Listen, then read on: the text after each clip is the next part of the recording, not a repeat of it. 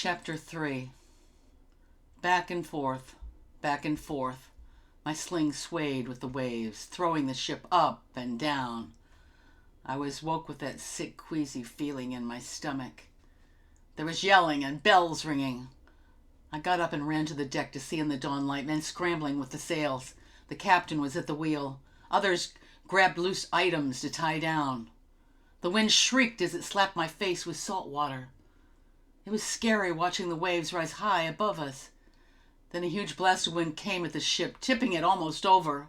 I stood dumbfounded, so scared the wind whistled around me. The wind was not just from one way or another. It seemed to come from all around us. I held onto the rail next to the steps to the galley. If I hadn't, I most likely would have been blown over the side. Then I heard this crack. I thought the ship might be falling apart in the wind. Then I saw the bird's nest fall down on the deck, striking Wyndon. I screamed. I was about to run to him when X opened the door to the galley and pushed me inside. He shouted to me, "Stay down here." I could still hear the roar of the wind as I was thrown from one side to the other, as I tried to make it downstairs to my bucket. My bucket was on the other side of the dining area. I raced to make it there in time. I barely made it, trying to walk across the room, hanging onto whatever I could. Ultimately, I was thrown to the floor. I held my mouth as I crawled to my bucket to vomit. Then I sat on the floor, clutching my bucket between my legs, trying to remain upright. The noises above were frightening.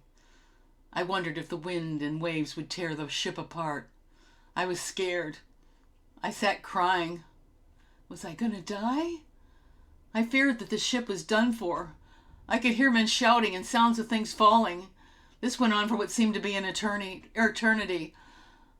All I could do was hang on for dear life to my much-needed bucket. I was sure this was the end. I've never been so terrified. I watched as a jar that had fallen in the kitchen rolled back and forth across the floor. Back and forth, back and forth. It was not only watching it, but hearing it.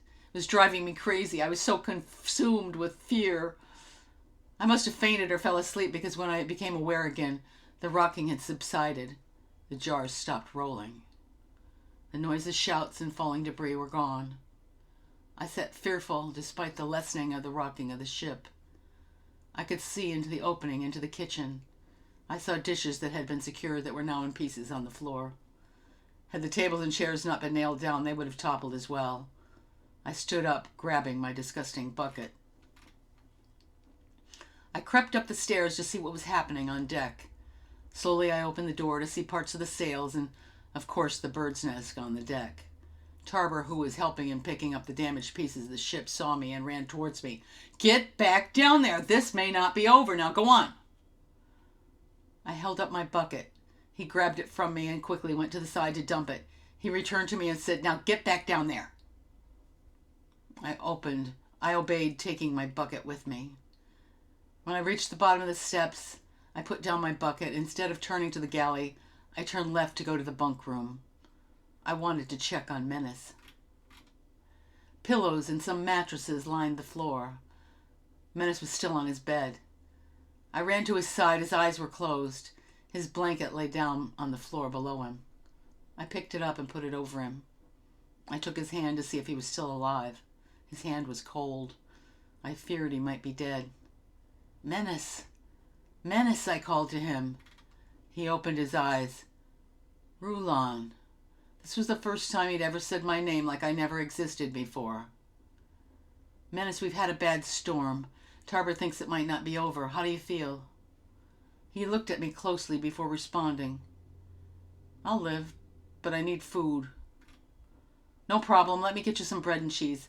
I really can't do much on the stove." "Okay, but coffee."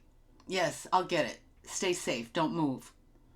I was so excited he was alive. I was actually surprised he was still in the bed, but with all the rocking we had.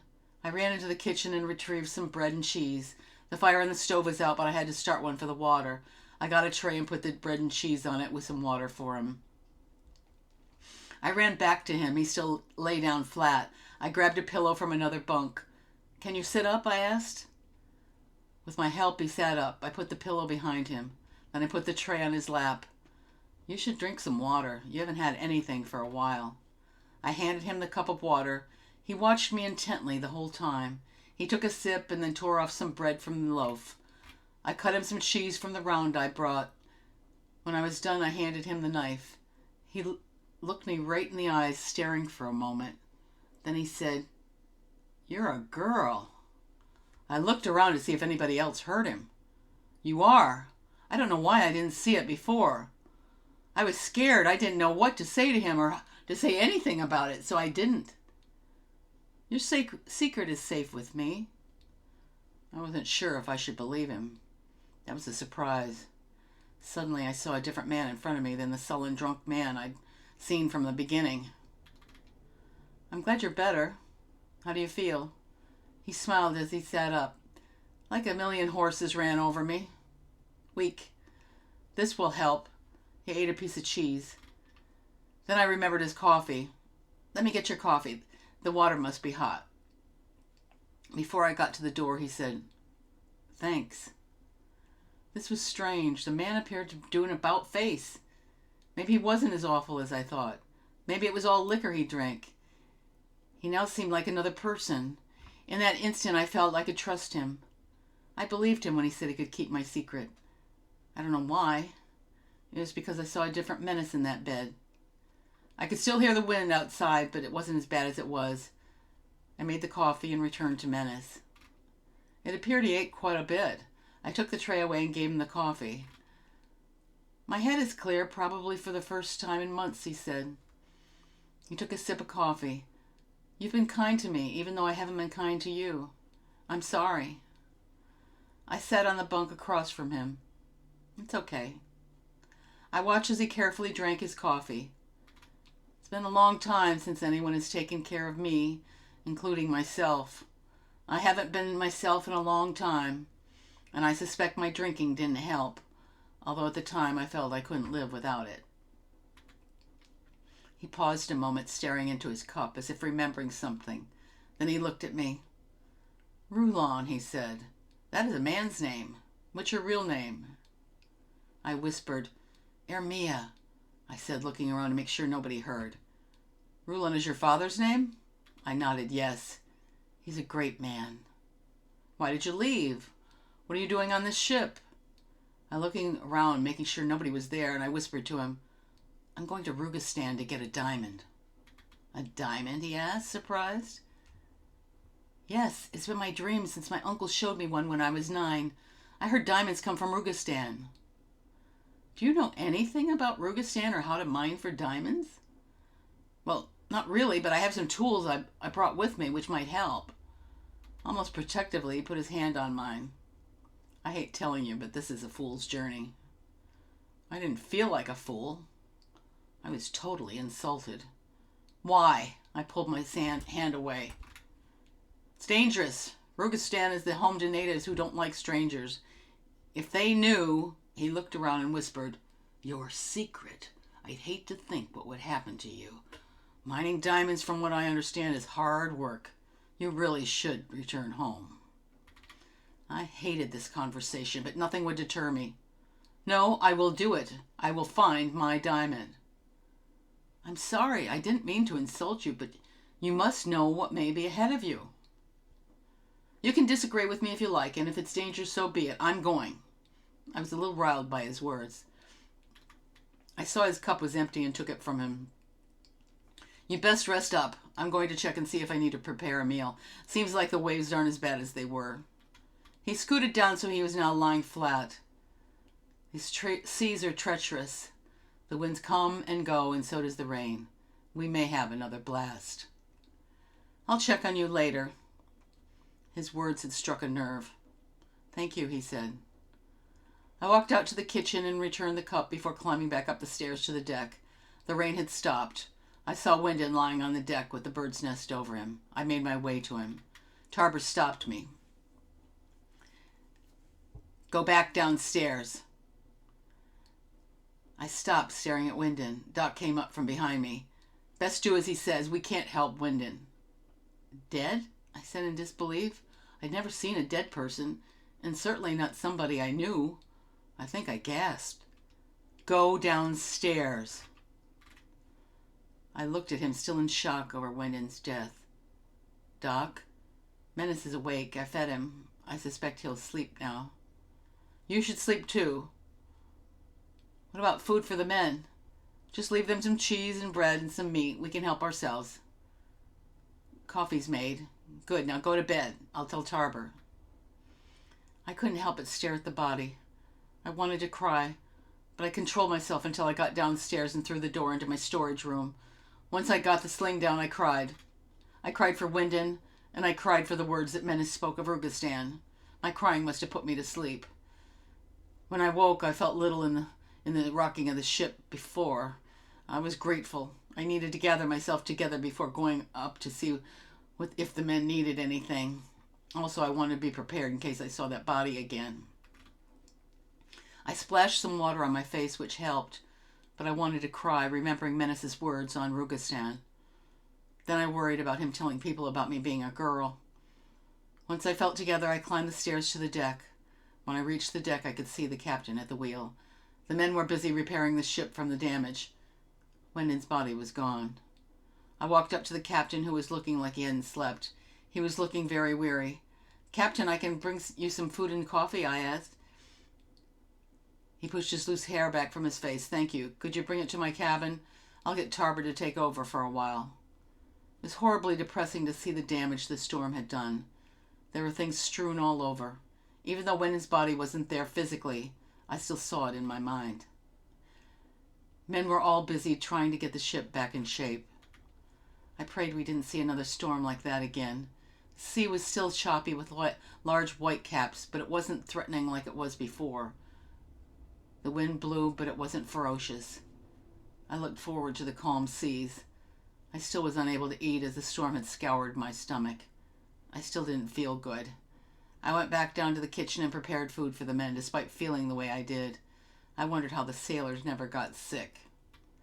When the men came to the dining room, they seemed tired, but continued with their usual chatter. I never heard anyone mention Wyndon. I brought a pot of coffee to the table and decided to ask, what happened to Wyndon? The place fell silent, and all looked at me as if I'd done something bad. Menace appeared at the doorway and motioned for me to come to him. He whispered, You never talk of the dead killed on the ship. It's bad luck. Where's the body? I whispered back to him. In the sea. No funeral? Not like you think. Words are said, but it is short. Please don't ask more. I looked around the room. I expected him to have friends, and that they would be mourning him, but I saw no evidence of mourning. He was just gone to them, I suppose. I hardly knew him, and I was mourning him. Doc walked up to Menace, who was actually helping in the kitchen. Looks like you've recovered. Glad to see you're up and about. He patted Menace on the back. Menace helped me in the kitchen, through and after dinner. He could see that Wyndon's death had bothered me, but never said another word about it. For the first time, he helped me clean up. I noticed there was no bottle with him. I thought that was a good thing and decided not to press him on it so he wouldn't start drinking again. We worked in silence until all the men had left. When finished, I sat down to a cup of coffee. He joined me. We sat there for a while in silence. Feeling better? I asked. Yes, much better, thanks to you. I didn't respond. I wasn't going to mention Wyndon again, although it bothered me. Instead, I thought I'd find out why he and Captain appeared to hate each other. Menace, what happened between you and your son? I could see him bristle up. I wondered if I'd gone too far since we were getting along better. He pulled on his beard as if hesitant to answer. After a moment, he pursed his lips together as if hard to let the words out. He blames me for the death of his mother and sister. Why? He took a deep breath. It was painful for him to talk about. A few years ago, my daughter Elomi talked me into letting her come on this journey. My wife wouldn't let her come alone. Nellis was against it. I didn't think it was a good idea.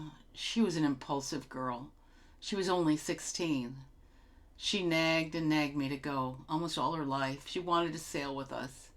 She was jealous of Nellis, who was older and who'd been sailing with me since he was 10. I loved her so much. She was growing up to be a beautiful woman. She was smart, too. That time I couldn't deny her anymore. My wife was furious with me. She didn't want her to go.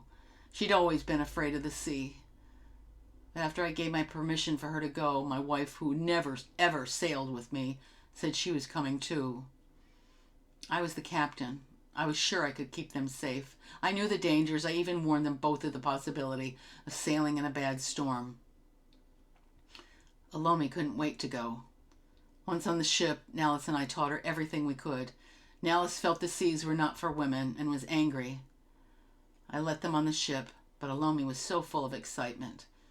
He had to try to teach her all he could. My wife was scared as we set sail. It wouldn't come up on deck. But when we came into a violent storm, Alomi wasn't afraid. Her mother tried to keep her below, but Alomi wanted to be up on the wheel. She loved to be behind the wheel. She ran up on deck. My wife followed her, trying to get her back below. They were only halfway to the bridge when a giant wave came and took them both. I couldn't save them. I couldn't leave the wheel, or I would have been washed away too.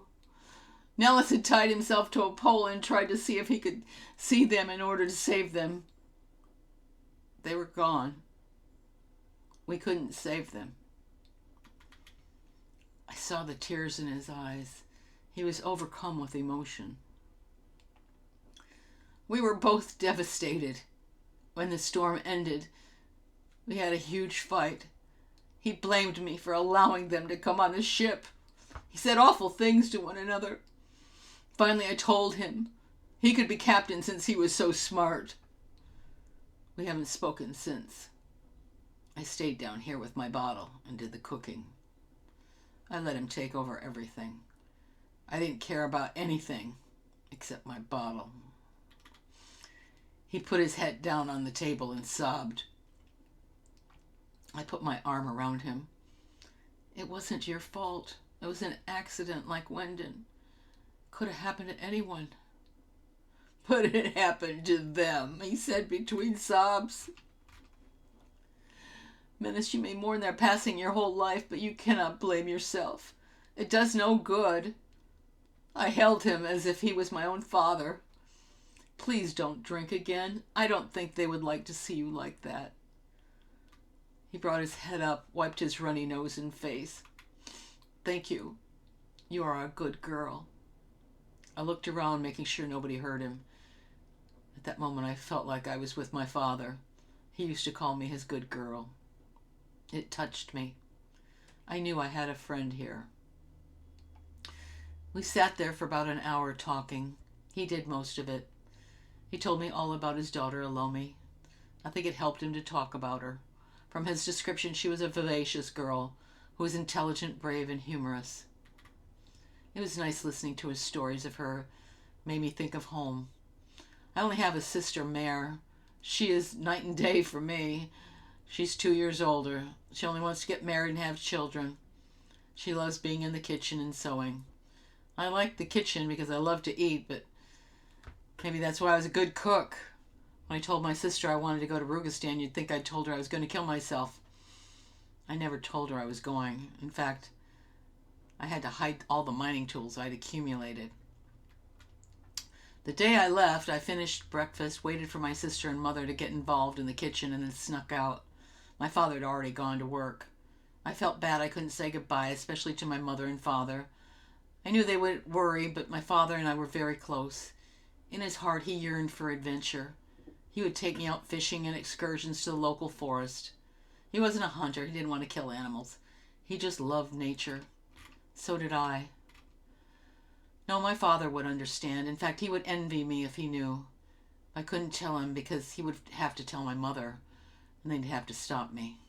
My mother was a strong woman, but like my sister, didn't have an ounce of adventure in her. My mother pretty much had the last say on us girls with my father. I felt bad that she would be worrying, but I just had to do this. The next few days, the weather had calmed and we traveled in partly cloudy skies, and finally the sun came out. I stood up on deck, soaking in the rays and enjoying the light breeze. It was warm and comforting. I stood with my eyes closed, lost in my dream of getting my diamond. when Tarver walked up from behind me, knocking me out of my reverie. "Beautiful day." "I love it," I said. "Do you think it can last till we get to Rugistan?" Tarver laughed. "Mother Nature has her own plan. We have no way of knowing if we'll get lucky or if we'll get more storms, so enjoy it while you can." He paused a moment and said, "Seems like you and Menace are getting on much better since his illness." "Yes." I didn't know how much I should share with Tarver. We got along well. In fact, I think I felt closer to him than anyone except Menace. Tarver smiled. "You really have worked miracles. He's been on that bottle for a long time. I haven't seen him drink since his illness." "No, he hasn't. He hasn't wanted to either. Maybe getting that storm fever was a good thing. He realized he wanted to live." "I think you're right. I've been sailing with him and Nallis since Nallis was a boy. Interesting that you were able to get Menace turned around." "Why me?" I thought. "You said it was the fever." "Maybe, but you were good nursing him. Poor old guy needed it."